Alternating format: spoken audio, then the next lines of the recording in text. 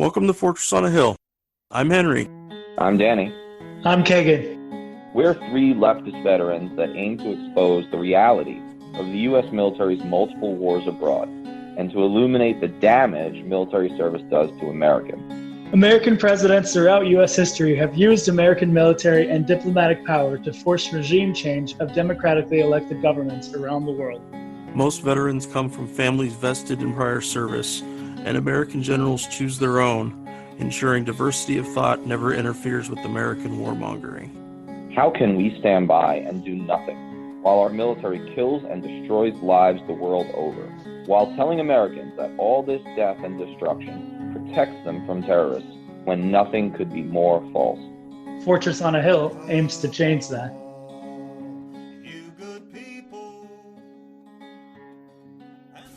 All right, listeners, tuning in again in a crazy moment. We're recording now on June 2nd in the early afternoon. And, we have so much to talk about. And our plan today is not to make it all about the Floyd protests in the current moment, but we have to cover it. And to help us do that, but really look at the bigger structural and also foreign policy connections to the empire come home, we have another phenomenal guest. I mean, the lineup has been unbelievable, and I was just so kind of fanboy excited when Colonel retired Larry Wilkerson agreed to come on the show. So it's a real treat. And I first met Larry in person at the All Volunteer Force Forum. We had a sort of a national convention down in Texas last year. General Dennis Leach is another one of the co-leaders there, and frankly, just sharing a stage, literally, actually, if you remember, Larry, with you was pretty exciting because I first, I admit, sort of embarrassingly, came upon you through the Why We Fight documentary in 2005 that you were a part of. I've been following his columns, work, and interviews, which have really exploded. I think, especially again, they were obviously massive right after Larry left the administration, the Bush administration. But they've stayed steady, and now they've kind of jumped again because his voice matters. So I will say that Larry's performances or appearances and writing kind of shook me at a key moment. When I was in Iraq, 2006 and 2007, when I was still kind of a wavering believer. And I think that's because of the platform and the credibility that he has. So just very briefly on bio, for those of you who don't know, Lawrence Wilkerson's last positions in government were as Secretary of State Colin Powell's Chief of Staff from 2002 to 2005. He had also been Associate Director of the State Department's Policy Planning Staff, which was then under the directorship of Ambassador Richard Haass. And some of you may know him. Obviously, he had worked during the Reagan years as well. And he was a member of that staff responsible specifically for East Asia and the Pacific and political, military, and legislative affairs. And that was 2001 to 2 in the real opening of the Bush administration. And I think probably some of the formative years of the moment that we're in now. The genesis for it. So before serving at the State Department, some of you may know that he served 31 years in the U.S. Army. During that time, he was a member of the faculty at the U.S. Naval War College, and that was in the late 80s. He was special assistant to General Powell back when he was chairman of the Joint Chiefs of Staff throughout the entire George Bush I, H.W. Bush administration, for some really key moments. Obviously, we're talking Panama and the Gulf War and some of the peace dividend or not Cold War stuff, post-Cold War stuff. And he was also director and deputy director of the U.S. Marine Corps War College at Quantico, Virginia. And that was from 93 to 97. So really the first term of the Clinton years. Larry retired from active service in 1997 as a full colonel and began work as an advisor to General Powell. He has also taught national security affairs in the honors program at George Washington University in D.C., and he's currently working on a book about the first George W. Bush administration. Larry, we're so excited to have you on, and really thanks for taking the time. Good to be with you, Danny. It's a pleasure. Well, jumping in, so Okay, as the common military jargon goes, and I know you know it, let me begin with some housekeeping, right, so to speak. Like I mentioned, we don't intend to make this episode all about George Floyd, all about the protest or Trump's response. In fact, we're going to start with some broader structural stuff surrounding foreign policy and your experiences, though we will undoubtedly eventually shift to get some of your general thoughts on the present moment, which we think is just essential given your experience and sort of typical clear-headed eloquence on these complex matters. So jumping in, forgive the cliche, but starting with a bit of background. Now, we vaguely know each other through, various facets of the quote unquote movement, such as it is. And we read and comment on each other's work. But I wouldn't pretend to speak for your full background and experience. However, if I may, given the broad contours of your career and some of the folks you've worked with and for, it seems safe to assume that you didn't exactly spring from a hippie background or plan to, enter the world of dissent from the outset. So perhaps you could give the listeners a sense of your personal and professional background and just, some of the key waypoints in your intellectual evolution on the core issues that you most often write and speak about. Well, I didn't have my epiphany as fast as you did. I know you insinuated that it was a little bit longer, perhaps, but mine was an awfully long time. My father was a B-17 heavy bomber pilot in World War II. My father-in-law was with Patton's Third Army. My family had all the way back, had all served. And when I was at Bucknell University in central Pennsylvania in 1965, 66, I said to myself, hey, what am I doing here? I'm a rising senior, I guess is the terminology the kids use today.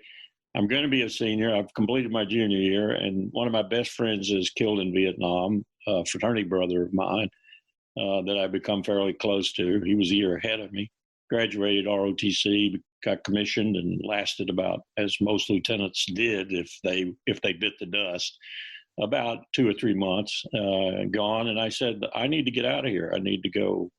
So I volunteered for Airborne Ranger Infantry with the Army, and no one else would take me because I didn't have a college degree and didn't get any of that. Wound up becoming a sergeant E5 on a very snow-covered M60 machine gun range at Fort Dix, New Jersey. And my platoon sergeant came up to me and kicked me one time out there in the snow, and he said, would you like to go to OCS? I said, will it get me out of the snow, Sarge?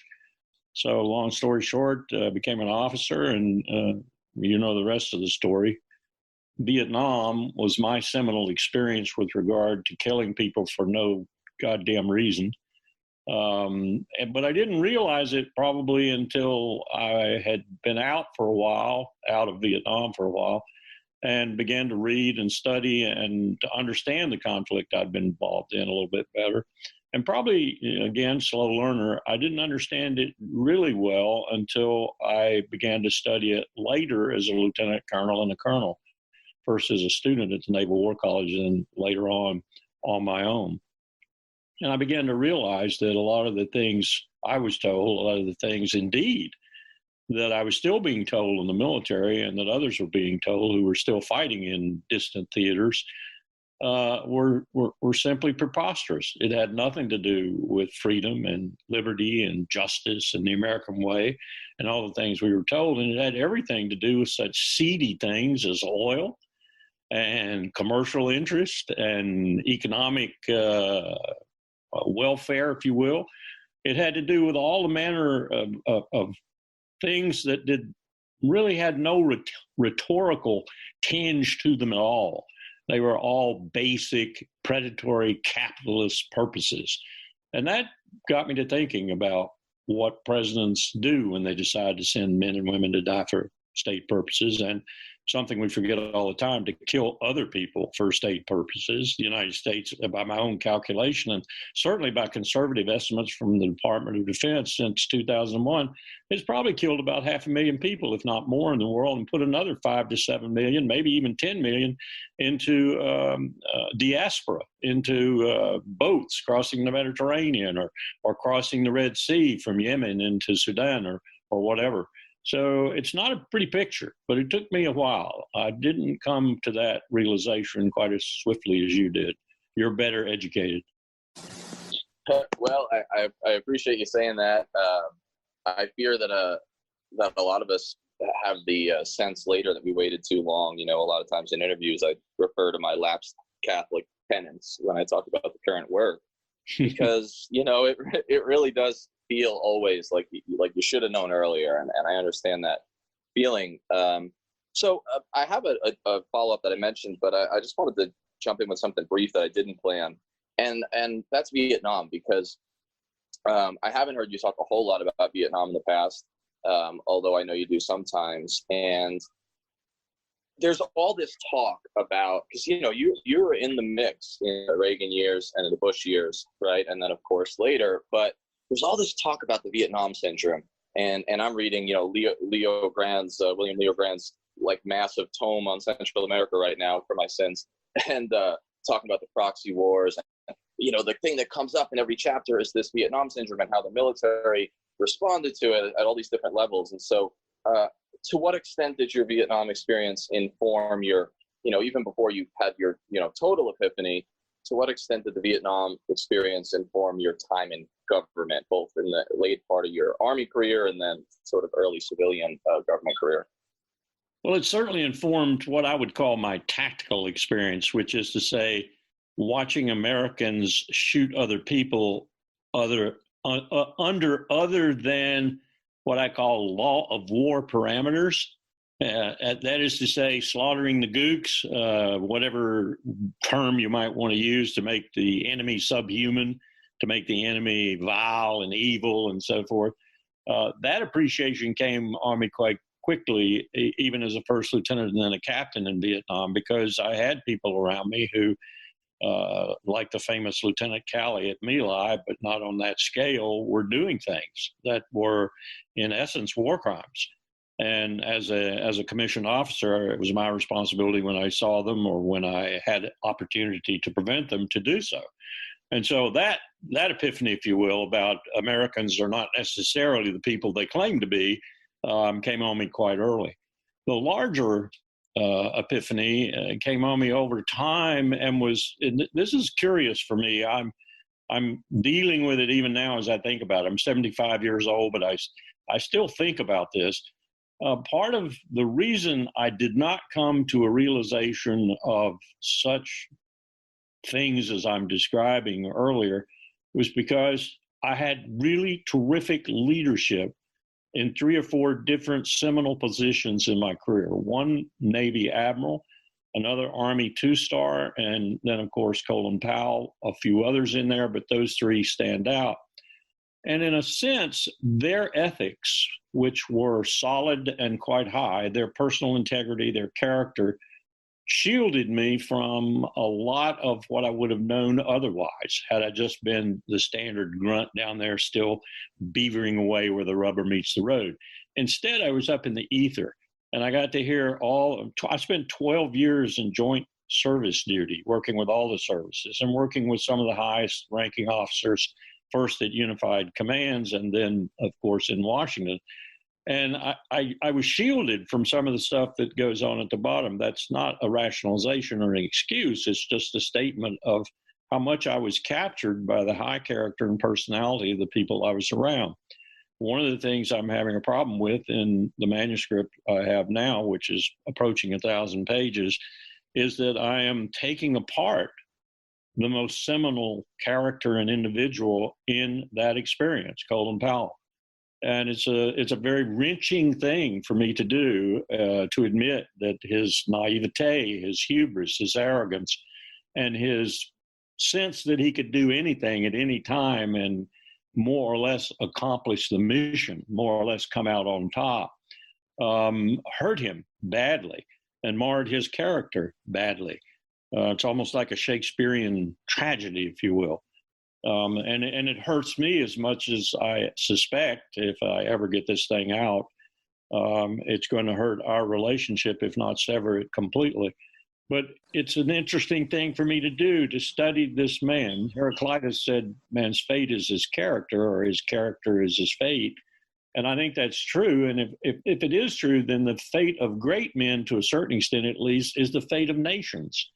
And I do consider Powell to have been in the panoply of great men that this country has produced. So you're looking at a man whose character and the flaws in that character actually reflect what's happening to a certain extent to the country right now. And it makes it even more poignant that he's a black man.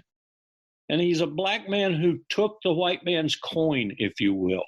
I think it was Wellington who called it Nimukwala, which was an Indian term for taking the king's penny, taking the king's coin. And that's what Powell did. And it makes it even more excruciating to look at how he basically abandoned the principles that we're seeing right now, right in front of us on the television screens almost daily now, that he once was considered sacrosanct. They were the principles of black people everywhere. You always stuck to those principles. Well, that's not the case anymore. I sit here wondering, where is Colin Powell?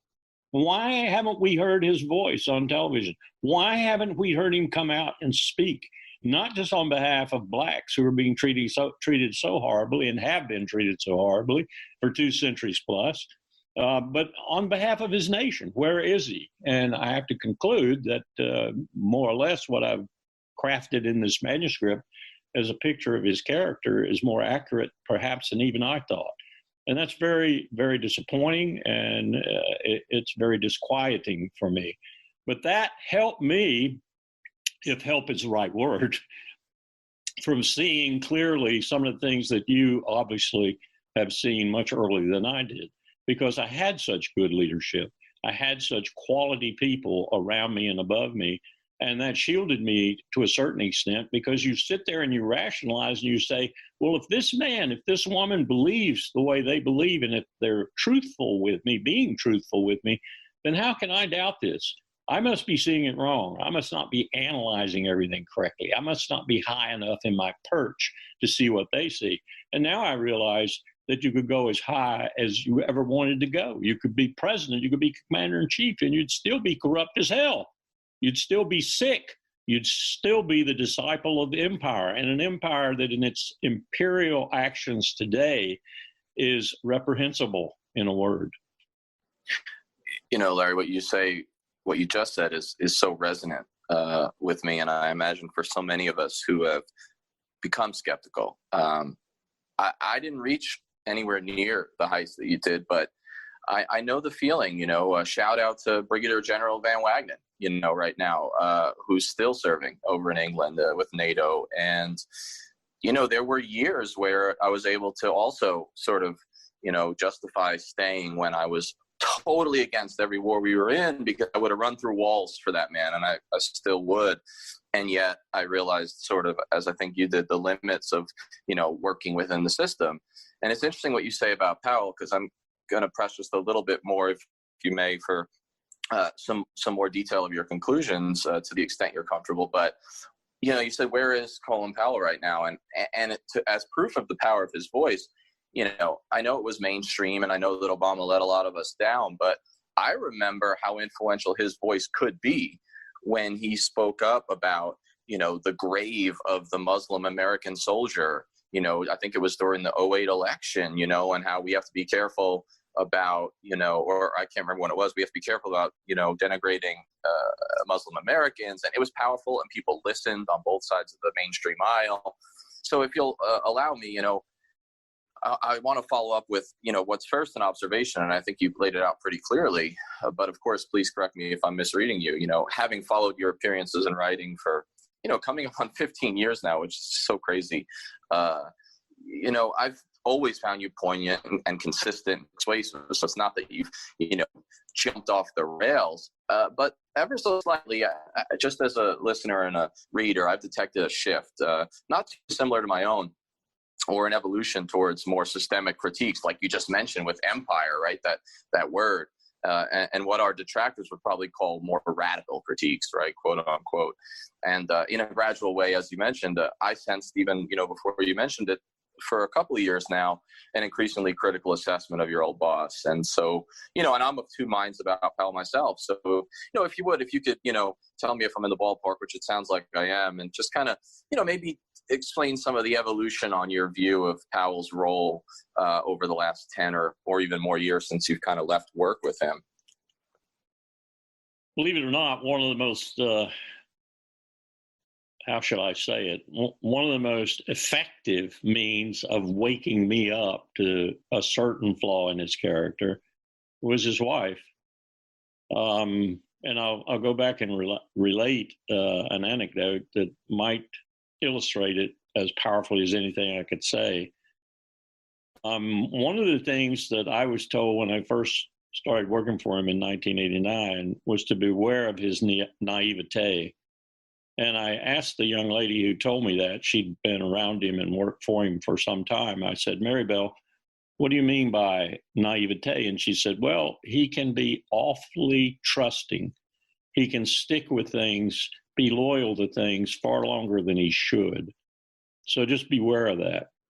Well, one of the things that happened when we were moving through 2004 and early 2005 at the Department of State, and as you will recall, I'm sure you were probably in it, moving through a time period when the Secretary of Defense was saying, don't use the word insurgency. There's no insurgency. It's just a little disordered democracy.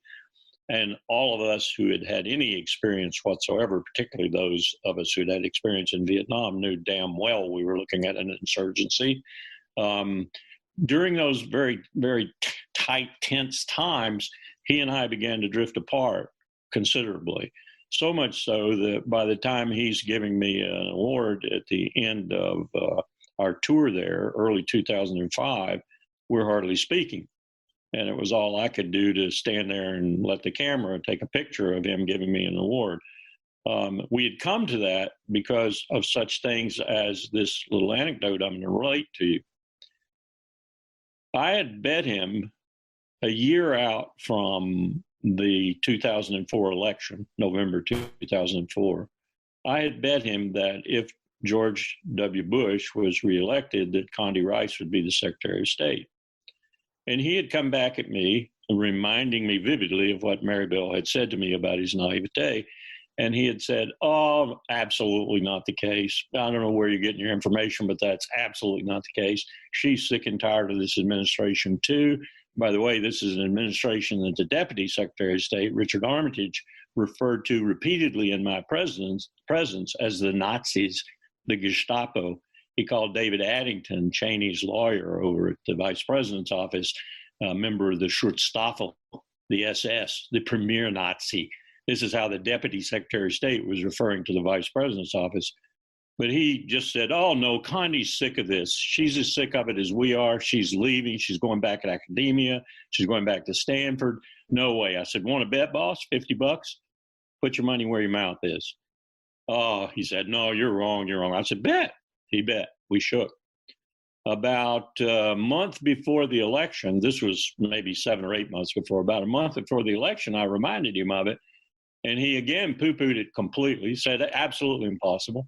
And all of a sudden I said, quickly, and made him angry, how about doubling the bet?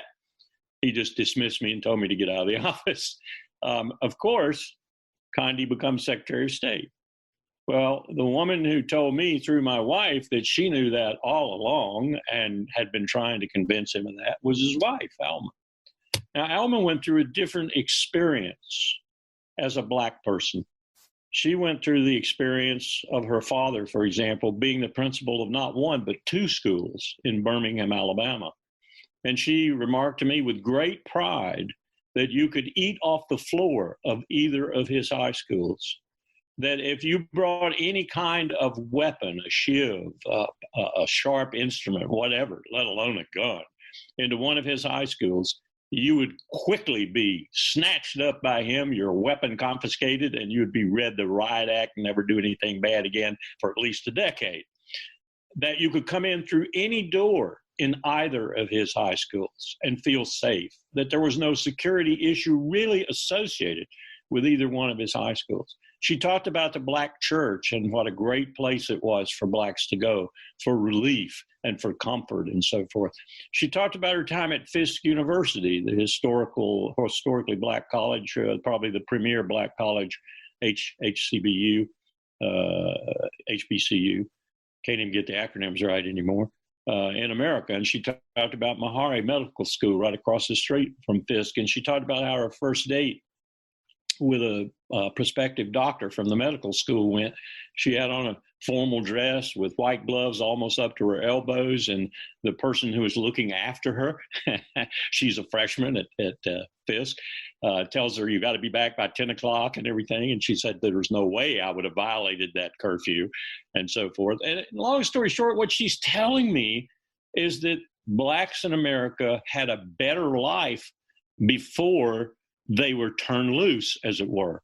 That is to say, Powell and all the people who'd made it, who had gotten to Harvard or gotten to Yale or gotten to, in his case, City College of New York, into the military and made rank and so forth, that they didn't really get it.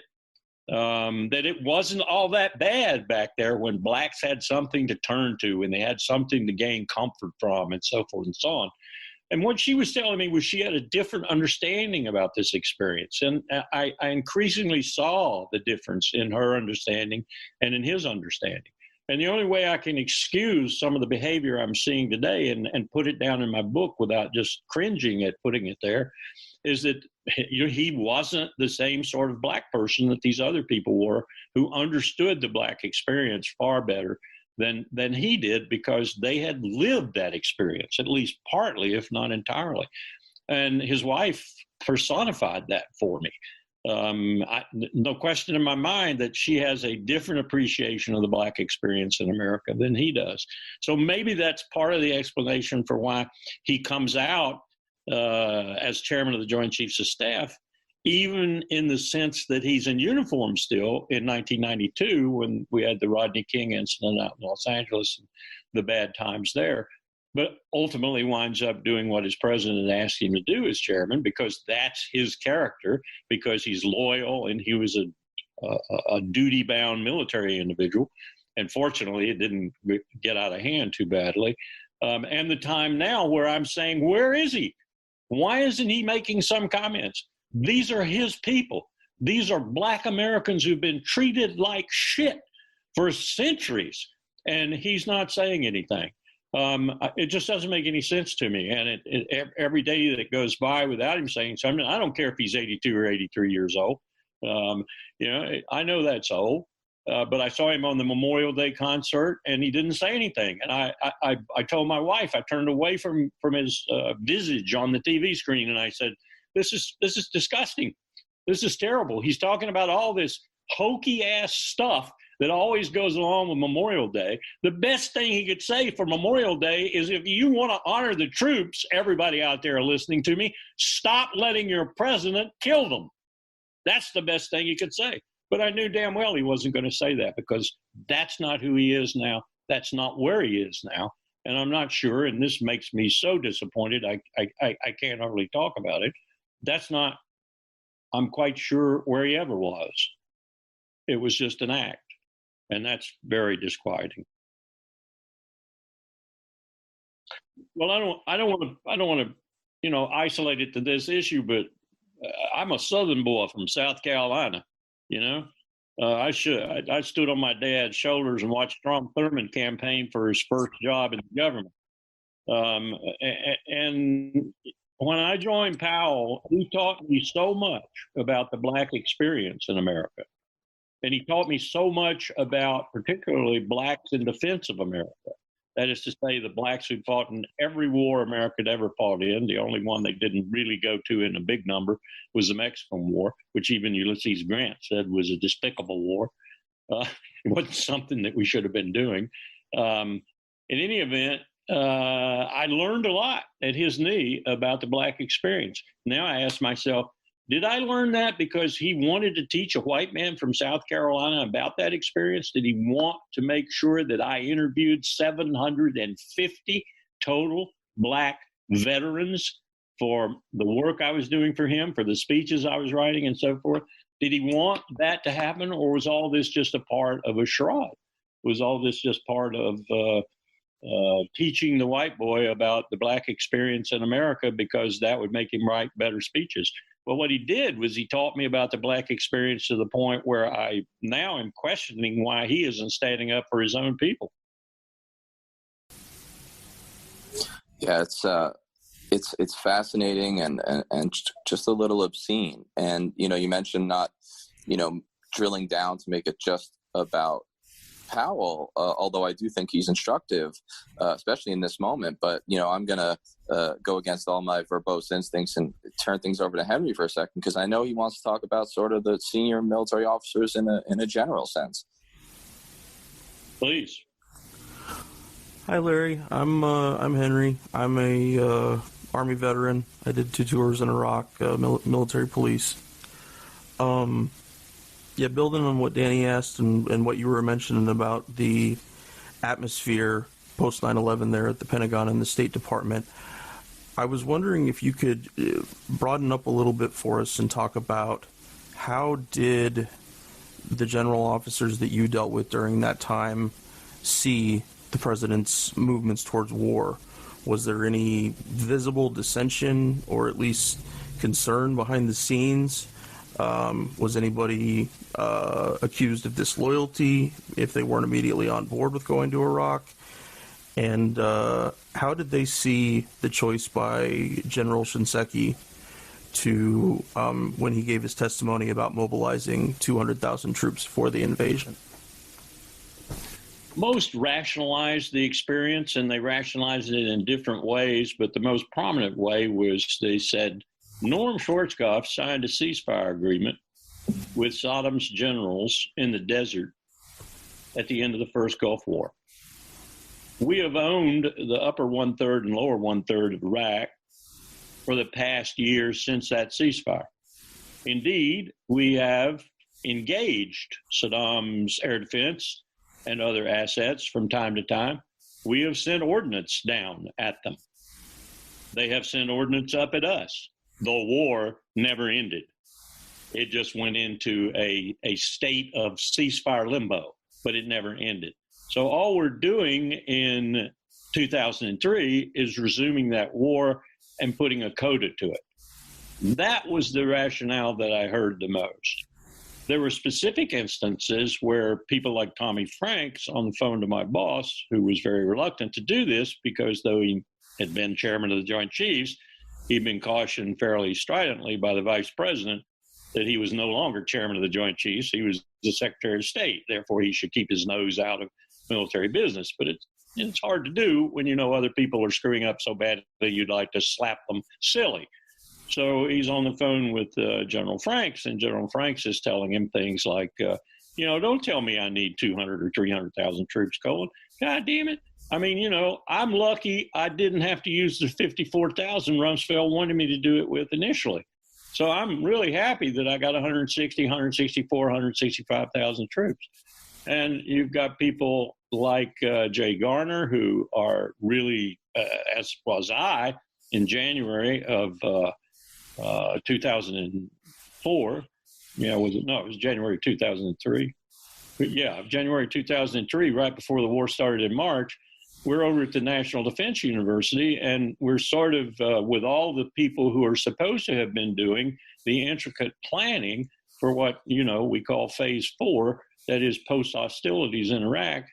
And Jay realizes that all he's doing there, and I realize, and everyone else too, I think, is meeting each other, that there's been no planning at all, that indeed there is no plan.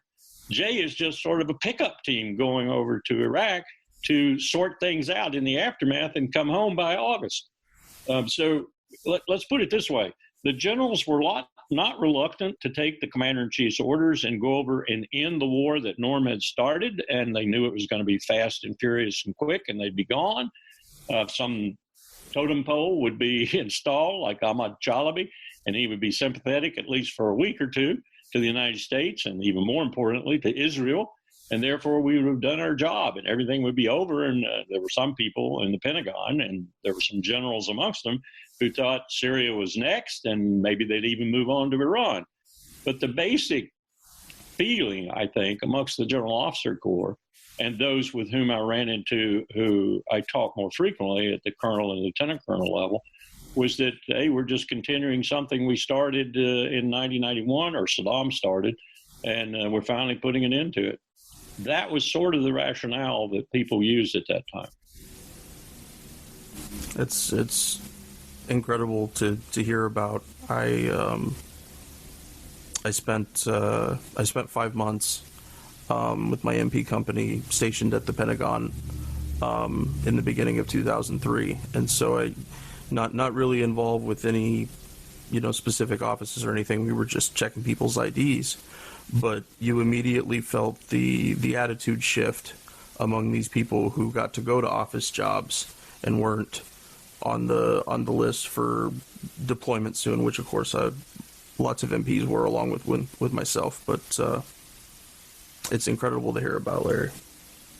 I got a letter from Rumsfeld as Chief of Staff of the State Department, and the letter said I was greetings, almost, and it said I was going to be called back to active duty. And I went into the secretary and I said, "Hey, boss, look, Don sent me this letter here. I'm going back to be a colonel in the Pentagon." I knew I wasn't going to Iraq. I would have gone to Iraq in a heartbeat, but I knew I wasn't going there because I was too old. They were going to send some younger colonel there, and I would take his place in the Pentagon. That was the plan. And of course, he said, no, you're not going anywhere. You're in a critical position, blah, blah, blah, blah. And we had an argument over that because I said I'd prefer to go to Iraq or go to the Pentagon or do whatever I had to do. And Rumsfeld had sent me the letter and sort of got me out of it. And by that time, I was already at the point where I was feeling a little bit out of place, a little bit not well located, because I was looking at all kinds of things. I was looking at the neoconservatives at his direction. I had put together a dossier on Richard Pearl, whom you may know, sort of the dark knight who led the neoconservatives intellectually, along with Bill Kristol and several others. I was doing things like trying to cover Powell's flanks and his rear with the press and not succeeding very well. And so it was a very disappointing job, because when you've got the entire administration against you on most key issues and you're alone, and on top of that, you're the diplomatic instrument of national power, which since Nixon and arguably even before post-World War II has been in retreat, and since Nixon has been in blind retreat, we don't do diplomacy anymore except with the military, then you're sucking. You're sitting in the place where everybody thinks, as Nixon did, that, as he put it in his colorful language, pinko fag communists live. You can listen to the tape. That's what Nixon thought of his State Department. And the State Department has been taking it in the rear end ever since, and majorly took it with George W. Bush. The only thing that saved it was the personality and character and stature of Colin Powell. And you're seeing what's happening to it now under Trump. I mean, it's being eviscerated along with the diplomatic instrument. It might not even should exist anymore, because the military is the tool we use for everything. We are a national security state. We are a warfare state. Our raison d'etre is war. I have students now who have never lived in a country not at war. And occasionally they will remind me of that as we study national security decision-making. So it was an extraordinary time for me. It was a learning time. It was a painful time. It was a time to break from an individual whom I had come to love and to admire and to enjoy working for. And by the time we get to January 2005, as I said, we're in opposite ends of the pole, so to speak. Hi, Larry. I'm Kagan. I was in the Navy. I worked at NSA Georgia, working on, Fifth Fleet AOR stuff. So like Yemen, Syria, the Libya mission, all of the stuff from like in Obama's first term from 2009 to 2013. Then I have a question for you. Sure. Why the hell did we ever do Libya? Oh my God. Oh, it was. I mean, this is my take on it, but I honestly feel like Obama wanted to show, and the people that supported his mission of like doing war, but in this slow, like secretive way. I mean, I think that's Libya was like his opportunity, and the whole NSC, like their opportunity to show that we can do war without having boots on the ground. And and then we did the mission and it was over, and then we're like, okay, what now? And there was no direction. There was no like, oh hey, like we're gonna do X, Y, and Z now. And I felt like that was it was so frustrating. And even me from my like I did ELINT mostly, so I was doing radar stuff. And like even from my perspective, I'm just like, what are we doing? Like not but I also, like Danny mentioned, Why We Fight was the first thing I saw you in. And that was actually 2005 was my freshman year of college. And that really like got me started to, like, I was against the war when it first happened. But then when I found out about all the lies and everything, that just made it even worse. And I just remember watching that documentary and like seeing you and being like, oh my gosh, here's a guy who's been like at the top and sees this stuff for what it is. And I really appreciate you having the courage to stand up and say what you needed to say. And that was really influential in me. I didn't join the Navy until 4 years later, but like that was it. And so for me, being in the community, so for me, pointing out all the systemic policy failures that you've already pointed out, for me, I look at overclassification because every single day I would look at something and I would say, why is this classified? And when I started to, like, when I would reach out to people, obviously nobody would give me a straight answer. But when I listened to it's most often classified to protect the politician's ass. Yes. And I know in that documentary that you were in, actually, was the guy who was the classification czar for a number of years. And he also is another guy that I really respect because he points out the specific things that are wrong. And he says, he wrote a whole book about this, and he's talking about, the fact that it's to cover people's ass. It's because it's embarrassing to a certain group, so they don't want to say anything. Also, the fact that people tend to overclassify because sometimes they won't even read it unless it's classified at a certain level. And it also gives them something on their fit rep, or like it makes a lot of officers or people who are the ORCON it can like help promote them with their career as well. So it's like there's all these incentives to overclassify things right now. And so I wanted to know what you felt like, why it was happening, and if there's anything that we can do, especially those of us who have been a part of the community and are not anymore. Like, what can we do in your mind to fix it? I have many students who ask me similar questions, particularly those who, like this last semester and the semester before it, go to the NGA or go to the DIA or go to Booz Allen, or in one case, go to the CIA. And it's fascinating to try and answer their questions much the way you've couched some questions right here now, and others, and then talk to them a year later or 2 years later, as I do with some of them who went, say, from GW back in 2006 or from William & Mary in 2007 or whatever. They've been there quite a while now. One young lady at the NSA, for example, who's been there since 2006, and she's risen rapidly, as well she should. She's a brilliant young lady. Spoke fluent Arabic, fluent Farsi, Chinese, Russian, just a brilliant girl.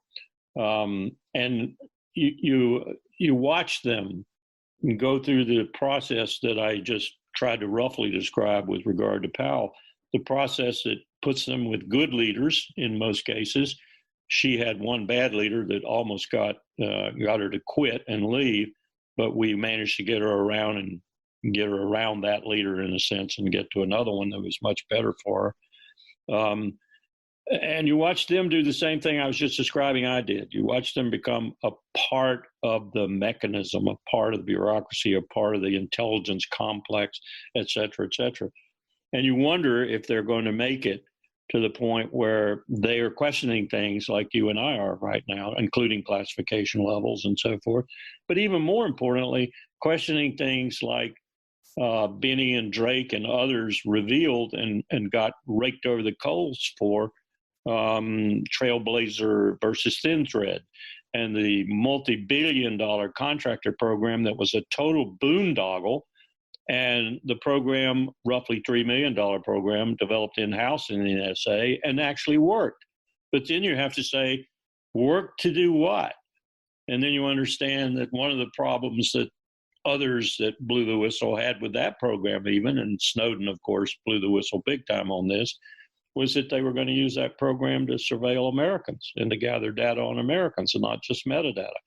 So it's an extremely difficult community to send my youngsters off to work. And yet when they ask me, should I do this? I always say, yes, and do what you can to change it. You've been in this seminar. You know some of the things that are wrong. You've listened to people. I bring intel people in to talk to them too, whose character I know and whose integrity, I'll say, is probably the best word I know. And they'll come in and they'll talk to them about the NGA, the CIA, Booz Allen, whatever it might be. But it's extremely difficult for me to sit there and say, you aren't going to have too much problem because you're so bright, you're so energetic, you're so dynamic and so forth. You are going to have problems. And one of the things I'm waiting for is some of these kids to be whistleblowers. I just know one or two of them are going to be, because of the very thing you're asking the question about, and other things too, that devolve into the intelligence community. We were talking about Libya. I got to tell you this. In November, the last year of Obama's second administration, in the fall, I want to say it was November the 10th. It might have been September, October. Anyway, we're in the Roosevelt Room in the White House, and I'm there with General Paul Eaton, and we're there ostensibly to be thanked for our work on the Joint Comprehensive Plan of Action, the nuclear agreement with Iran, and dead now, of course. And Obama is supposed to spend about 15 minutes with us, and he winds up spending 45 minutes with us. And Kerry, as Secretary of State, is sitting right there with him. And I'll never forget the first words out of his mouth. And I went out of there, and I had to look at this a little more deeply. I had to do some research. And I realized after doing the research, he was talking about Libya. I mean, Libya had seared his soul. He said, and this is a direct quote, "There's a bias in this town toward war." Those are his exact words that he led off with, addressing General Eaton and I.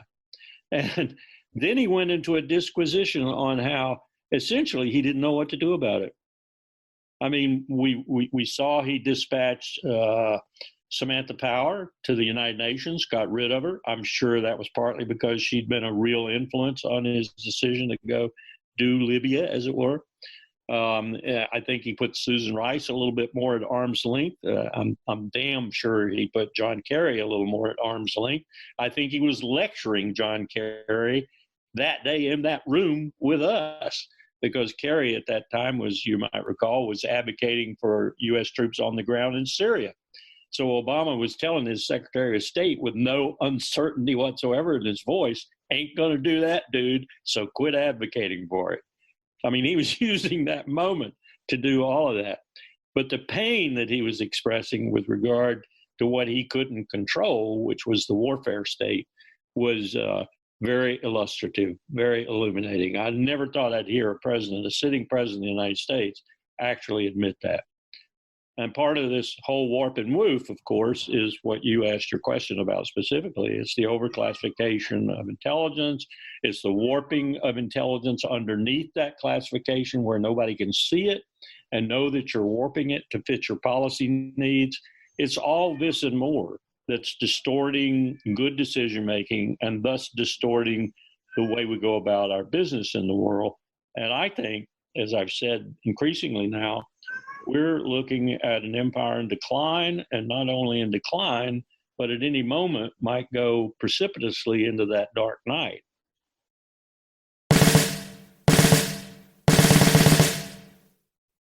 The guys and I love doing the podcast. Being able to share our experiences in the military with allies and supporters means the world to us. But we can't do all the work. We need you to share an episode of ours with someone, anyone whom you might think could be affected by it. A young person looking to join the military, or possibly parents advocating for a kid joining the military, conscientious citizens who care about the violence the U.S. wages in their name, advocates for women and people of color who understand the harsh environment the military creates for minorities and inflicts on those same minorities across the globe, and anyone else you think might be affected by it. Please take a moment, share this with them. Now, our podcast is supported in a few different ways. First, there's Patreon, where we're blessed to have an array of wonderful supporters helping the guys and I pay for some of the podcast's expenses. Those who contribute $10 a month or more will be mentioned right here as an honorary producer of the podcast, helping keep you, our listeners, stocked with new episodes. But you don't have to contribute $10 a month to help us. For as little as $1 a month, you can help keep us going, paying for hosting and storage fees, transcribing old and new episodes, promoting and expanding the podcast, and more I'm sure I can't think of at the moment. So let's bring out these honorary producers, and they are Will Arens, Fahim Shirazi, James O'Barr, Adam Bellows, Eric Phillips, Paul Appel, Julie Dupree, Thomas Benson, Emma P., Janet Hansen, Lawrence Taylor, and the Status Quo podcast. Your contributions are wonderfully helpful to us. Thank you so much. However, if Patreon isn't your style, you can contribute directly to us through PayPal at paypal.me/Fortress on a Hill. Or please check out our store on Spreadshirt.com for some great Fortress merch. And do understand that if you can't afford to contribute to us, that doesn't bother us at all. This is a hard time for everybody, and we just want to make sure that what we share gets to as many people as possible. And now, let's get back to the podcast.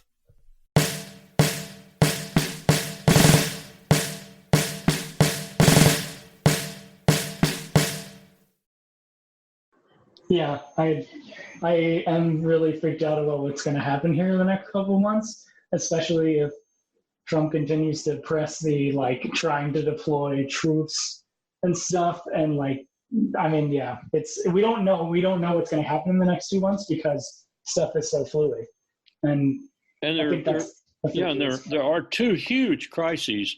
I don't want to make light of the coronavirus, and I don't want to make light of the crisis in the streets right now. They are significant crises, and they're indicative of the fact that we have not fixed real significant problems in this country, and we just keep putting them off and putting them off. But let me just see if I can't frighten you a little more. If you've read Michael Clare's book, All Hell Breaking Loose, The Pentagon's Perspective on Climate Change, and you've looked at what President Obama did and what Trump has done since him with regard to backing out of arms control agreements, especially nuclear ones, and developing new nuclear weapons and so forth, you know we have two existential crises staring us in the face. The first and most immediate one is the potential for a nuclear conflict, and the second one is the climate crisis. The second one being the Earth saying, finally, in its inimitable style, "You're gone, dudes. Like the dinosaurs, you're gone. We don't need you anymore. You're gone. We're not going to tolerate you anymore. You're gone." We're looking at, by the time my students rise to their middle ages, 55, 56, 60, we're looking at a potential crisis of huge proportions that might even be existential for the human race on this planet. And I see almost nothing. As Michael Clare points out, the Pentagon is the only entity in the federal bureaucracy really energized to meet this crisis. I see no one else doing anything. In fact, I see people in Trump's White House walking us backwards in this regard, not even recognizing it, denying it, like Senator Inhofe from Oklahoma bringing a snowball into the Senate and holding the snowball up and saying, oh, climate crisis? I don't see any climate crisis. And he's totally in the arms of the fossil fuel industry. He's totally enamored of that industry because they pay for his reelection and reelection and reelection. So we're in a crisis situation now that is so much more than the coronavirus and the protests in the street right now, though they are serious and they could lead to more. And they detract from our being able to meet these bigger crises, which are going to take international cooperation to meet, because it doesn't matter if China stops its pollution or we stop our pollution or Brazil stops its pollution or whatever. We've all got to cut back, and you look at the skies in the last few weeks and look at how clean and clear they look. This should be enough of a statement to anyone to say that, man, what we've been doing is polluting this planet, and we need to stop. We need to go to different sources of energy. We need to do different things with our infrastructure. We need to make it resilient. We need to make it repetitive and repeating. We need to make it so it's not the kind of infrastructure that contributes to our problem, but helps us solve our problem, or at a minimum is neutral. There are so many things we need to do, and I see no leadership to do it. And one of the ways the leadership, getting back to your question, one of the ways the leadership hides a lot of this from the American people is through secrecy. You would be utterly amazed to know how many laws the Congress has passed in the last 20 years that they passed in total secrecy, and that they passed so that their execution and enforcement is secret. Yeah, well, that's what bothered me so much when I'm doing the training and I'm learning about the FISA Act and I'm learning about just the entire apparatus that was basically being built at that time too. So stuff was changing all the time, but it's like, that was what bothered me so much when I was in. I'm like, wait, how can we have this legal system that is entirely separate from the regular legal system, and then we just cover it all up and say everybody has to be like read in to be able to even know about this stuff?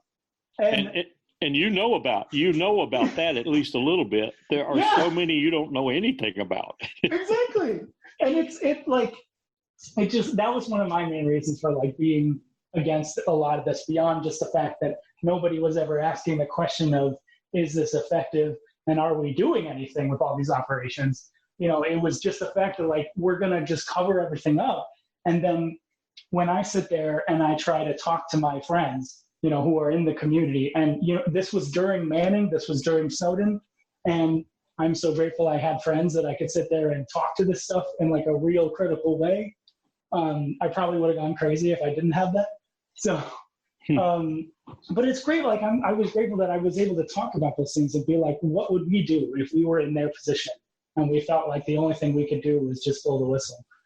But I think that's increasingly the case. A book I'll recommend to you is Tom Mueller's 2019 book, Crisis of Conscience. Yes. The age of whistleblowing in the age of fraud.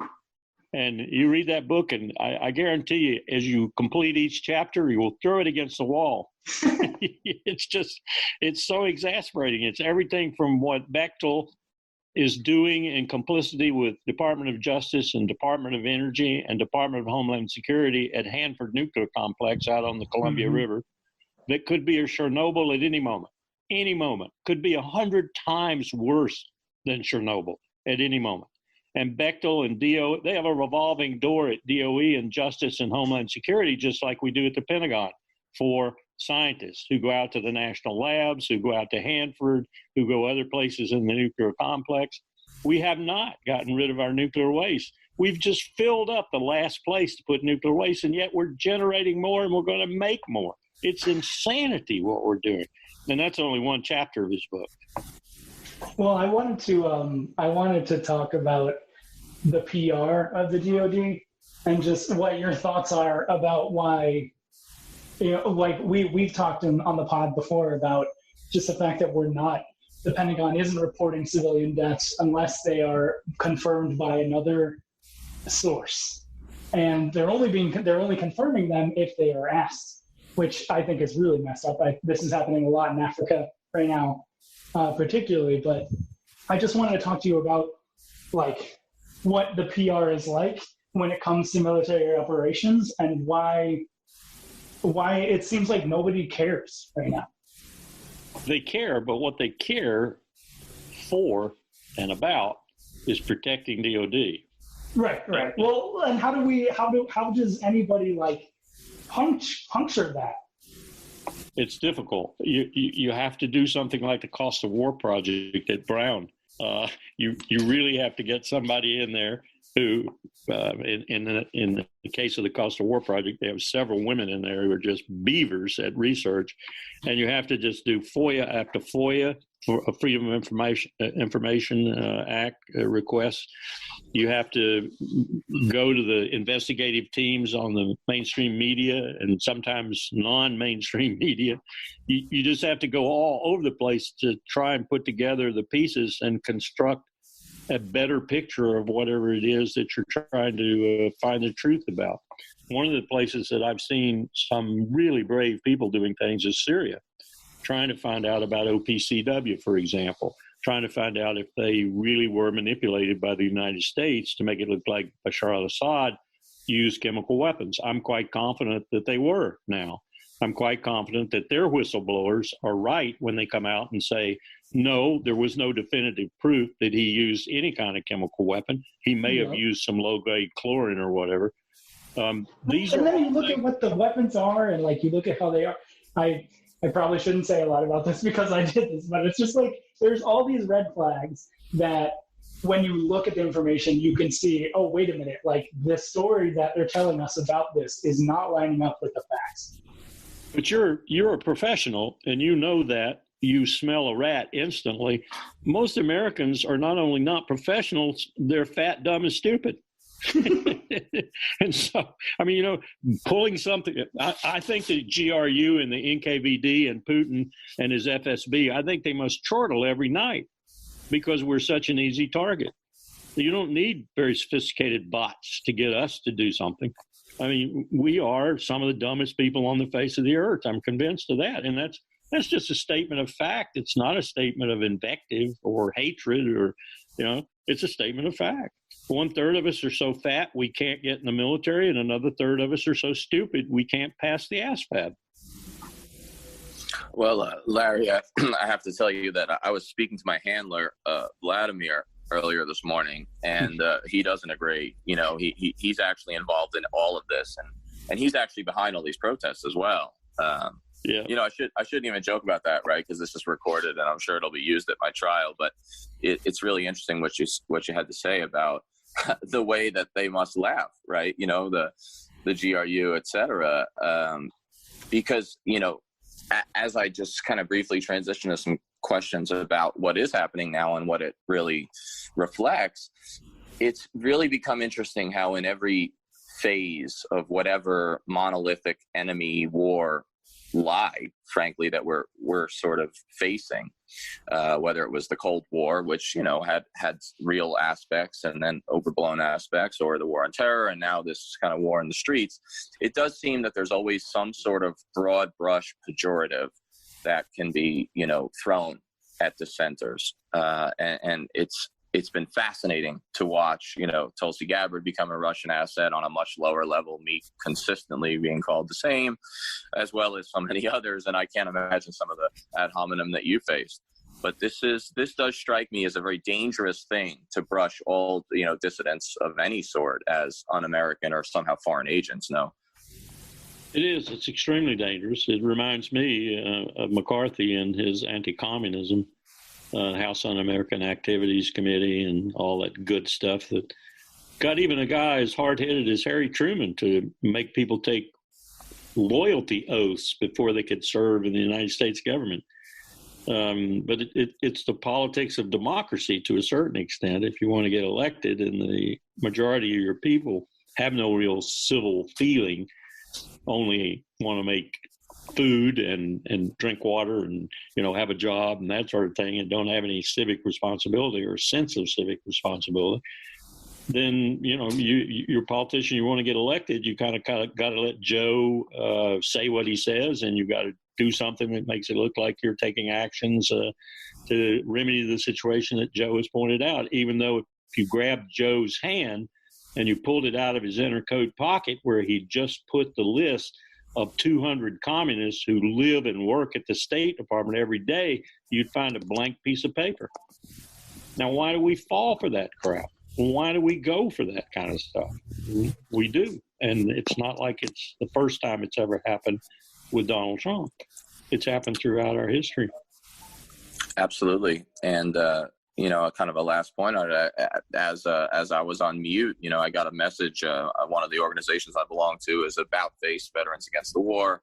We used to be called Iraq Veterans Against the War, and I don't speak for them in this instance, but, they just, they've put out an encouragement to stand down, to active duty troops in the National Guard called on to commit violence against the peaceful protesters. And, one of the members, one of the leaders shared, an email from another veteran that said that we're terrorists because of it. And they sent our link, to the Department of Justice. And of course, nothing will probably come of it, but it speaks to exactly what you're talking about, that, it will not save you, right? That you're an organization of hundreds of combat veterans. That won't save you if you go against the narrative. Very frightening. It's the same with the people in Washington, D.C. last night who opened their doors and let the protesters who were being shot with rubber bullets and beaten by the police into their homes. I mean, they're aiding and abetting terrorists now. A very dangerous word, terrorist, just like the communist was. So, yeah. All right. So let me kind of transition into that. Like I said, we weren't going to make this all about what's happening now, but, we would be remiss if we didn't get someone of your caliber's take on what the goings on. And we've touched on it a little, but again, for everyone, we're recording this on the afternoon of 2 June, 2020. So we're about a week into the ongoing protests. And, like I mentioned, Larry, frankly, I'm going to give you mostly just the space to comment on what you find most relevant. But my one prompt is, it involves the tweets of the commander-in-chief, because apparently that's, sort of how we do leadership now. And, the tweets, calling for a counter MAGA rally, which struck me as a degree of almost like vigilante deputization, tweets about the unlimited power of the military. I thought that was a very dangerous word, unlimited. Talking about how the governor or the mayor in Minneapolis, in Minnesota, was, not living up to MacArthur and Patton, of course, without any knowledge of the bonus march. And then, of course, when the looting starts, the shooting starts, which was ripped from the mouth of, a segregationist mayor. So from my own soda straw, admittedly, aperture, it seems to me that he's mischaracterizing many, if not most of the protesters, at least in my experience, which I try to limit it to. But I find his daily comments, whatever one thinks of looting, fires, violence, and so on, whatever you think of that, it seems that his comments are inflammatory and frightening. I'd be lying if I said that I'm not selfishly a little scared out there in those streets where, incidentally, I'll likely be later today again. And, the leadership by tweet may only increase some of that danger. So that's a big prompt, and I put my colors out there. But for starters, maybe you could, just give us your take on the president's role, or any president's role, and what you think of the potential and actual presence of troops in the streets in this moment. I've been getting emails all day long, and most of yesterday too, from people in Los Angeles, New York, Atlanta, Washington, D.C., and elsewhere, who have been asking me questions and these are sane and sober people. They're academics, they're scholars, they're military veterans, they're people I've met in various places, like dinners in the State Department where we would have a CEO of American Express come in, or president of the University of Texas, or maybe some other corporate leader or whatever. And they're asking me the same question, basically. What's going on, Larry? Tell me this is not what it looks like. Tell me that we're not about to see the 101st Airborne or the 82nd Airborne or the 4th Mech or the 10th Mountain in the streets of America. Tell me that, one of them said today, what I just read is not really the reality. I said, what did you just read? And he said, I'll send it to you. And he sent me a transcript of Trump's conversation with, how he got it, I don't know, with the governors. And it was like you were just saying, only it was very, very specific. And it was, you got to crack down. If you can't crack down, I'll crack down for you. You want the active military? Just call me. I'll send the 82nd Airborne. They will descend on your city, et cetera, et cetera. It was as if he were trying to first cow the governors, second, intimidate them, and third, okay, if you want anything ever again from Washington, you better just respond, and you better respond positively. Either you call out your National Guard en masse and you take care of your problems, or I'll send in the military. I mean, that's the way the conversation went. So I echo everything you just said and say, mine and all the people who've been emailing me from across the country, and incidentally from overseas too, asking me things like one Canadian did this morning, what the hell is wrong with America? I have the same concern you do. I have a strong concern about the election in November. I think we're setting the scene right now to abrogate that election, to either declare a national emergency and say you can't have the election because of the emergency based on a resurgence of the virus, or even worse riots than we're having right now that are more or less egged on and exacerbated by actions in the White House. I see a man who I think clearly understands finally that his base is probably not going to be enough, that he's probably going to lose in November. That's the first thing. Secondly, I see a man who wants to cling to power come hell or high water. And then thirdly, I see a man, and worse, around him, I see arrayed people who would help him do this, who will cling to power through any means he can find to do it. And I also see, and this is sort of counter to that, but it goes right along with it in terms of creating concern, I also see people like Esper and Pompeo who believe that they are losing the opportunity to do the things they want to do. Esper to mount a genuine Cold War with China, and Pompeo to end the regime, the theocratic regime in Tehran. Now, they both want that, and both of them want what the other one wants, but those are the priorities for those two men. And I see them seeing Trump losing in November, and therefore taking frantic actions to try and either bring about their policy objectives with regard to Iran and China before he leaves, or doing something even more untoward and ensuring that those policy objectives can't be reversed by an incoming administration. Like, for example, returning to the Joint Comprehensive Plan of Action with Iran. Pompeo's doing, and his emissary Brian Hook are doing everything they can right now to ensure that the new president, whomever it might be, his hands are tied and that they can't do anything to lock them into the same regime change, maximum pressure campaign that they're in right now. So those two sets of forces, Trump wanting to cling to power, they're wanting to get things done that are not necessarily in our national interest before he loses power, they could collide in and of themselves. But together, they are torturous and dangerous developments in our now very, very imperiled democracy, in my view. And this man has brought to fruition and brought to an apogee, if you will, the things that I saw really start with a vengeance post 9/11, but they had been going on for some time. I mean, arguably they've been going on in a recognizable way since about 1972. And as far as the disparity of wealth in this country is concerned, it was given a major kick by Bill Clinton, Bob Rubin, Larry Summers, and all those gangsters that Clinton, and I have to say too, Obama continued in office, brought to the White House and brought to the administration of the American economy and the American financial situation. We're in dire straits right now because of those people. You know, I'm not, I shouldn't have to say this, but whereas I don't feel comfortable passing judgment on every single thing that's done, because I think it's very complicated. You know, personally, I'm sort of anti-looting. That said, you mentioned Larry Summers and the other gangsters, and it is fascinating, what sort of looting is acceptable when it's of the public treasury and pension funds. And I thought what you mentioned about the election is interesting because, we held an election, correct me if I'm wrong, in the midst of a civil war that killed more Americans than essentially, almost all our other wars combined. And part of the reason that Lincoln wins, go ahead, please. And in the middle of a Great Depression that was horrible. Absolutely. Yep.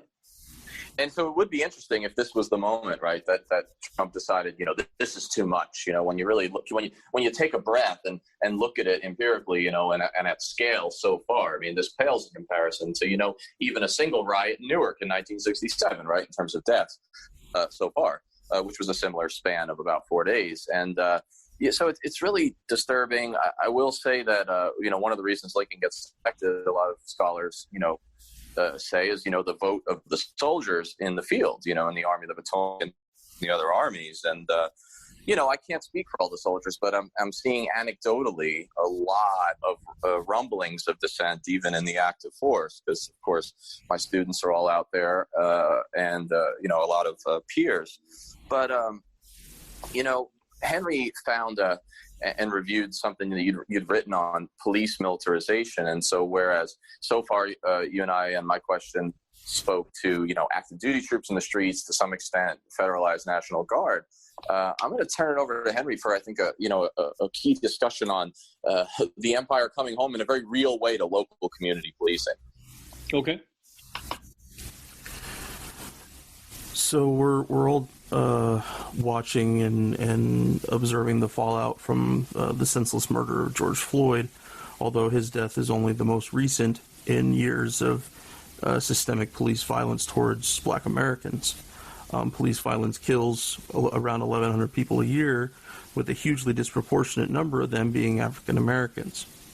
So, Larry, I'm wondering, what are your thoughts in this current moment about the excruciatingly heavy-handed militarized police response to the protests of George Floyd's death? It seems that the garrison state of America is definitely on full display, to include a military police presence. I saw in photos and other places this morning that there are a couple different places where you can see uniformed troops. I assume they're National Guard MPs, and on their riot shield says military police, as if irony and over-militarization were a literal line.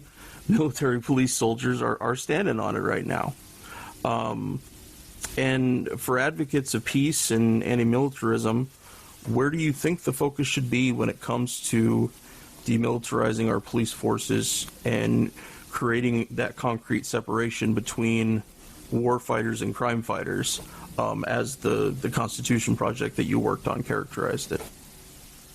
Yeah, I come at this from two perspectives. My son-in-law is a 20-year veteran of the Montgomery County Police Force, so I have a real insight into that aspect of policing. My son-in-law is also a person who believes in and practices what he believes, community policing. That is to say, he's the kind of person who goes up to a 16-year-old who's selling Oxycontin out of the trunk of his car at a high school in Damascus, Maryland, and instead of arresting that 16-year-old, gives him a riot act reading, if you will, and then takes him home to his mom and dad and gives them a little bit of a riot act reading and says, this is what I caught your boy doing. He could be a felon right now. I am not going to arrest him. I'm going to give you a chance to put him on the straight and narrow. I'm going to give you a chance, young man, to resurrect your life. That's the kind of policeman my son-in-law is. He laments the fact that we have turned the police forces in America into what we have in many instances. And the Constitution Project demonstrated to me what that is. We did things like have 35 of the leading police chiefs in America, Los Angeles, Chicago, Houston, Dallas, and so forth, come in and talk to us at the Constitution Project. In addition to having sitting judges and having ACLU members and so forth. We had a really eclectic team come in and brief us on what was happening to law enforcement as the military sold almost $5 billion worth of equipment to them. Oh, wow, you sold that to them? Why in the hell did you sell that to them? At the same time, I had an experience with my own university where they sent us 400 M16s, and our president at the time, Taylor Reevely, essentially said, send these back to the Pentagon. What the hell do we need with M16s at William & Mary, and what the hell does the William & Mary police force need with them? And this was all going on. We were listening to it. We were listening to the police chiefs tell us they didn't want this. It was militarizing their law enforcement elements, that in most cases they had this community policing concept and idea too. And this weaponry and all that it represented was corruptive of this kind of philosophy. We were told about the number of SWAT teams in cities like Chicago and Los Angeles that had gone into the wrong place, that had killed people in that wrong place, that had done it based strictly on a snitch's information, that the snitch was probably getting even with the person or people who lived in that house, that sometimes there was absolutely no connection with even what the snitch said about the people that they had broken in and in some cases, as I said, injured or killed some of, that there were millions of dollars being paid out underneath the table by mayors and governors to accommodate lawsuits that otherwise would have been fully condemnatory of their police forces. So in order to keep those lawsuits from coming to fruition and publicity to be gained from them, they paid off under the table the people whom they had wrongfully arrested, or in some cases, as I indicated, killed. In some cases, it was babies that they'd killed. We're listening to all these horror stories about law enforcement all across America, and we're asking questions like, what can we do to help you? And one of the first responses was, stop. We don't need MRAPs. We do not need armored vehicles in general. We do not need machine guns. We do not need all this stuff that makes us look like the warriors from Star Wars. We do not need this kind of crap. And then, of course, our response was, well, why do you take it? Well, you know, and then you get all kinds of answers from them. But it is a problem. It is a problem we created and a problem that we can fix. Not quickly, because we sent so much of that equipment out there, and we also sent training. And another thing that's happening, and this is going to, my son-in-law is an example of this. I won't say any names or anything, but we're sending military veterans out of Iraq and Afghanistan to police forces. And in some cases, that's good. In many cases, I want to say it's good. But in other cases, it's not so good, because military training and law enforcement training are should be two entirely different modes of training. I saw this in Iraq when we tried to use the Spanish heavy police, Guardia Civil, and we tried to use the Italian heavy police, the Carabinieri, to help us in Iraq train Iraqi police forces. And what we got just another military force instead of a police force. Now, if that's what you want, that's fine. Go ahead and do it. But you shouldn't be doing that in a country like America. You just are going to pay for that if you create a heavy police force that is really more military than it is law enforcement, and you give it the philosophy that heavy police forces are usually given: shoot first and ask questions later, much the way the military operates. So yes, long story short, I saw what a problem this is, and I still see that it's been made even worse by reversing the Trump administration, reverse the movement backward that President Obama, convinced that some of this I've just been telling you is the case, convinced of that, he began to draw back on the military equipment going to civil law enforcement. Trump came in and re-upped the ante on it. And so now we have the same problem times 2 or 3 being exacerbated all across the country. And let me add one other thing, too. And I don't think my son-in-law would be too angry with me for saying this. The caliber of people that go into the police force, into law enforcement in general, is fairly high.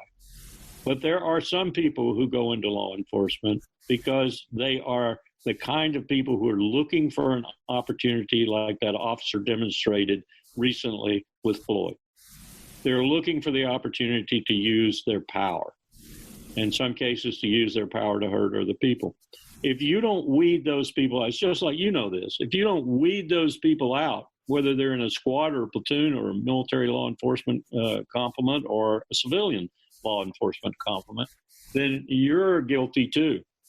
If you don't take action against these people, if you pay them millions of dollars of fees that you have to pay to avoid going to court and so forth, and just cover it up, just hide it, and keep that person on the force, you're going to have these kinds of incidents. And the more you build that up, the more people like that you keep on the force, the more potential you have for catastrophic failure in the future. And that's what we've done. There needs to be a cleaning of the house, if you will, in a lot of police departments and a lot of law enforcement entities. And the cleaning needs to be towards the community policing philosophy and concept, and not towards the military concept. Yeah, I think that's so important, because whereas to the extent that this ever exists, I would say something close to a consensus of scholarship, has demonstrated the value of community over militarized policing. And yet it seems that policy never, whether it's, foreign policy or law enforcement policy, it never really seems to catch up or be in line with the prevailing scholarship, and we don't have a president who reads, of course, and we don't have underlings who read the right things, even if they were valedictorian at West Point, in the case of Pompeo. As we sort of wrap up, looking at the time, it's interesting that you mentioned your son-in-law, and, I think that it's important that you do, because just like we're called anti-American or, unpatriotic when we go against these wars, I've found myself and thousands of others, of course, who, we're told that we hate all cops, just for being at a peaceful protest or criticizing these things. And I come from a family of cops and firefighters, and a neighborhood full of them. And I have 4 uncles that I, lived with largely on, especially on the weekends my whole life. And, 2 of them were cops and then firemen. And 2 of them, I guess were some version of low-level criminal, right? Ended up dying of drug overdoses and run-ins with the law. And there are good and there are bad cops, and everyone knows the platitude, but we're really fighting the system. And I saw that system as we transitioned to the Kagan asking the last question in Kansas City in an anecdotal way, when, khaki-clad police officers in full riot gear, banging on their shields eventually in rhythm to scare us, in broad daylight, had drones overhead and sniper armed Overwatch, whatever you want to call them, teams on the rooftops behind them. And, I mentioned in my column today that, I didn't always have that kind of, Overwatch for patrols against a very real violent Taliban that attacked us 365 days in Kandahar province.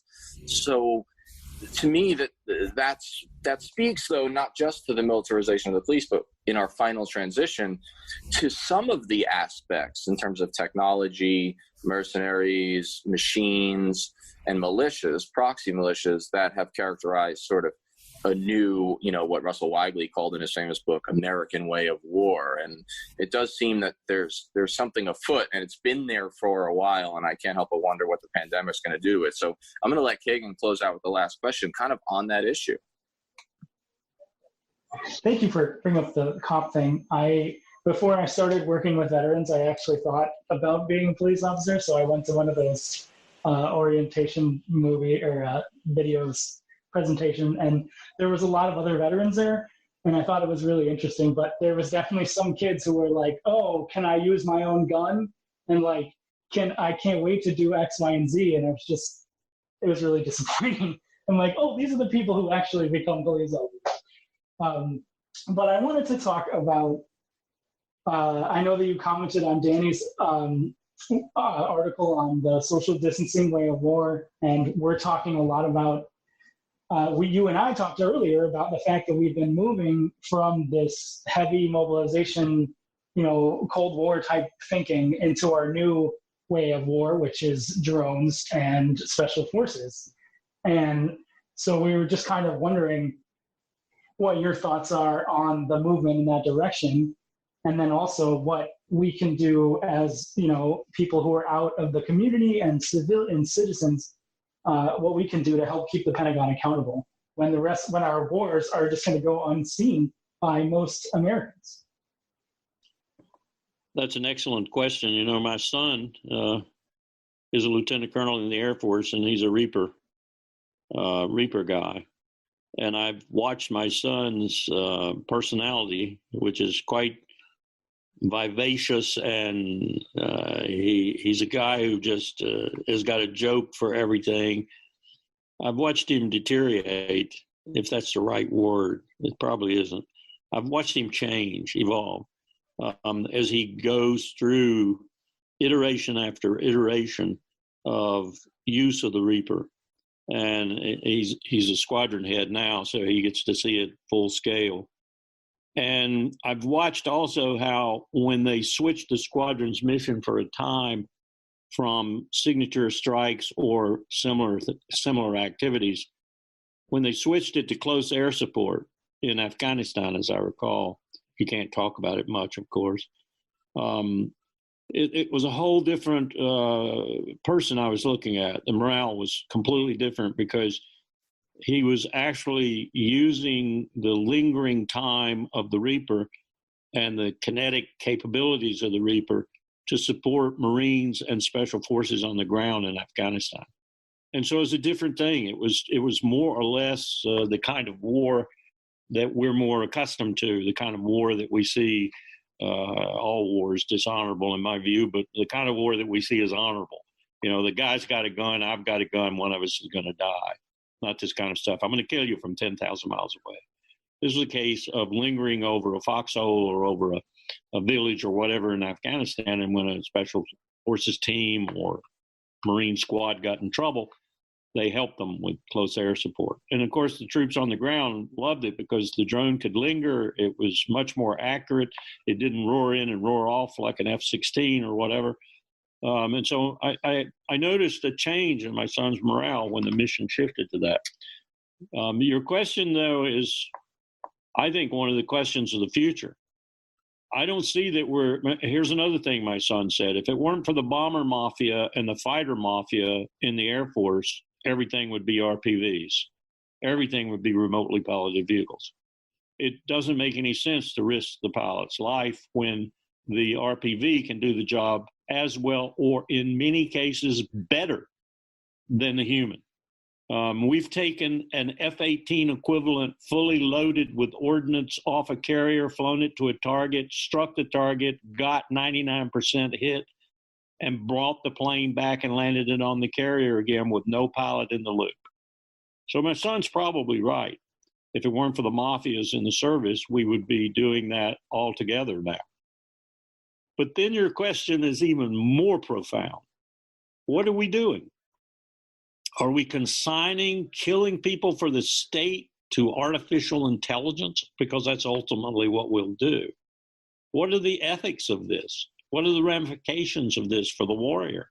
What are the ramifications of it for the civil society the warrior is fighting for? Are there warriors anymore?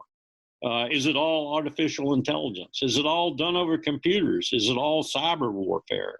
These are huge questions. I'm not going to answer them. I'm not going to even be around to see the answers probably. But the generations I'm teaching right now, and you are probably, and I, for one, maybe it's just the generational gap, but I don't envy you your task. Thank you. I look at I like to look at things through the lens of neoliberalism and just how, we've seen the effects of that on our economy. We're seeing it right now, and we're seeing the backlash. But I've been thinking about it from the military industrial complex perspective, about the fact that we've been continuing operations, and we look at this pattern of growth. And Danny and Henry and I have talked about this so many times about how our measures of effectiveness are not lining up with our measures of performance. Like we keep looking at performance measures and we say, look at all the stuff that we did. Isn't this good? But there's no real substance behind it. There's no real policy and objective with it other than continuing. And I think about that a lot in the economic standpoint of the way that neoliberalism works, where it's give all the money to the rich people and we'll see that it'll come down eventually, but it never does. So I feel like that mentality has, it has really pervaded the entire structure of the military industrial complex. And so that we think about it in that same manner of, well, if we just keep doing this, it's going to work eventually. And the fact that we're pulling it now into autonomous vehicles and increasing our special forces command numbers, I don't see any way for regular people to, like, that's been my big thing since I got out. I'm trying to, let people know what's going on, because a lot of the stuff that I was a part of wasn't really talked about at the time. Like, now everybody knows about Syria and Yemen and Somalia, but they didn't know shit about that 10 years ago. Yeah. And so I feel like there has to be a way for us to just constantly push on this and just keep trying to make people aware that look at what's being done in your name, and here's how there are things that we can do to make it stop. I agree with you. I sometimes, when I teach covert operations as a part of national security decision making, I sometimes let my students look at some of the stuff that comes from the National Security Archives at the George Washington University, which is the real government stuff. It's the memoranda of record. It's the memoranda of conversation and so forth. It's where Nixon actually said to the director of the CIA, make the Chilean economy scream, and goes about doing it. And then I look at them and pause for a second and I say, and what is your government doing today that because of classification you won't know anything about for 25 years? Do you think they've stopped? Do you think they've ceased efforts? And then I tell them about the 2002 attempt to overthrow Hugo Chavez in Caracas in Venezuela that occurred during my administration. What else is going on? I ask them, because your question is to the point. It is going on. And it is going on in the name of the American people, and it is going on with your taxpayer dollars. And in most cases, it is going on contrary to the real interest of your country. I don't know what we do about it. I don't. That scares me to death. Covert operations, in a sense, are the worst thing we've developed since World War II. They're out of control. And they're run by people who, unlike the original CIA guys, even Allen Dulles and some of those other Northeastern peddle heads who came from Princeton, Harvard, and elsewhere, they don't even have their ethics, such as they were. They don't even have their skills and competence, which is why we haven't pulled off a successful covert operation. That is to say, one that actually got rid of somebody we don't like in a long, long time. But we have in the process killed, harmed, maimed, and hurt a lot of people and a lot of economies. Absolutely. And you're so right to connect the nexus of economics, militarism, and intelligence. And you said you don't wish the challenge that we have upon our generation, and that's a tough thing. And there are a lot of reasons for concern, and I have to fight my dark moments. And I'm just old enough now that I have students, West Point grads, who are out in the force, and I used to say that I wanted to vomit in a trash bin whenever I thought about them going to the same wars that I fought, and of course they did.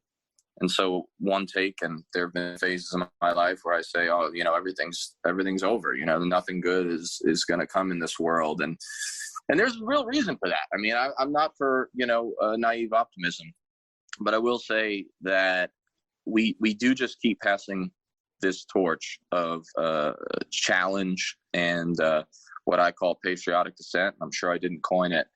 And Larry, you're 75 years old, I think you said, and you've done your part. And one of the things you've done the best, I think, and even though I think you'd agree with me that just having been military it's not healthy for that to be the thing that lends us our credibility. But, they still attack you, I'm sure, as they attack all of us. But when you give, if my math is correct, 45 years of your life in government service, it does make it just a little harder to say this person is anti-American. And, we're thankful, and I know millions of people are thankful for your voice. And I just hope that we're carrying on some of that mantle. And I know that it's going to be time soon enough, and it already is, where we're passing that same torch to a younger group. And if the police brutality and militarization issue is what's getting folks in the streets, because clearly, as we both